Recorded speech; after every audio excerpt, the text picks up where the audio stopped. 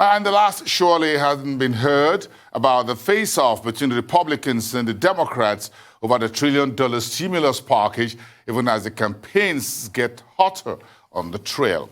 And there's a whole lot more to chew now with my colleague, Andrew Schmertz, who in New York, who is joining me here on the show. Good evening and good to see you, Andrew.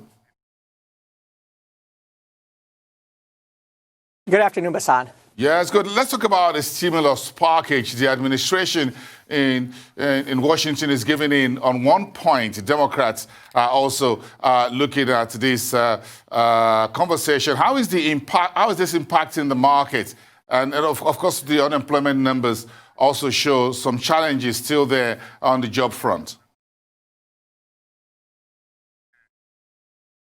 Yeah, this is becoming now with the stimulus package a debate between the White House, House Democrats, and now Senate Republicans, because the White House appears that it's close to folding on this issue. Treasury Secretary Steve Mnuchin says he is now willing to give money for COVID-19 testing as part of the House Democratic plan, and the White House says it's prepared to raise its $1.8 trillion offer, which it raised just last week. The Democrats, of course, want $2.2 trillion, but the House Republicans or the Senate Republicans don't want any more money than $500 billion.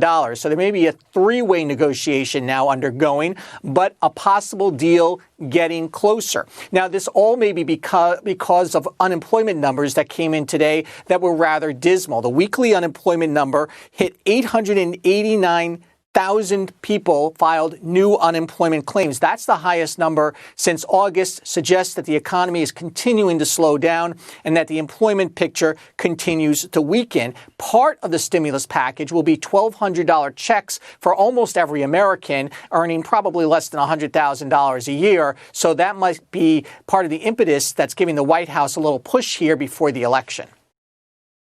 So if we take this to Wall Street, where the numbers are coming through from the banks, Morgan Stanley, earnings seasons continue. What's the numbers from Morgan? Yeah, we're seeing an interesting story play out here. We'll start with Morgan Stanley. It reported blockbuster third quarter results. Earnings beat expectations by $1 billion.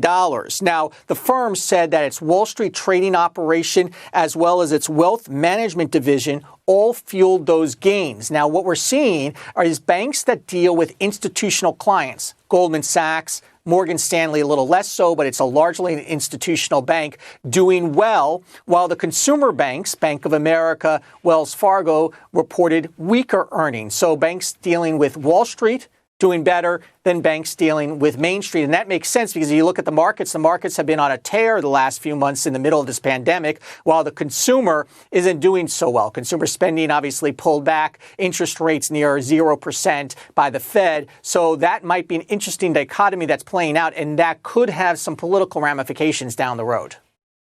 So why is NASA handing out about $370 million to 14 companies to prepare for the next space mission? Who is heading to the moon? Well, things aren't looking so good down here on Earth, so maybe we should start thinking about the moon. And NASA is once again doing that. It's part of a project called Tipping Point. They are spending $370 million, giving it to 14 companies to develop various systems for the moon. One of those companies, of course, Elon Musk's SpaceX. SpaceX is going to develop some sort of refueling system that can be done in outer space. And that basically prepares us, if we need to go live on the moon, we need fuel and fuel to get back to Earth. So SpaceX is going to work on that. And a company called Intuitive Machines is developing a vehicle that can carry payload several kilometers on the moon. So I guess if we're living on the moon and we need to order Domino's, now we'll have a way to get the Domino's to our homes.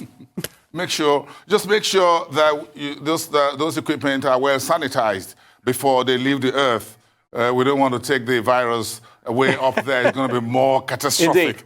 Than what we have down here. So I'm not going to the moon, by the way. I just love it down here on Earth. Beautiful mountains, waters, nature, and all of that. But I got to drive around, by the way. So Tesla is lowering the price of its S model. Is it gone to the level that I can afford it on my monthly paycheck?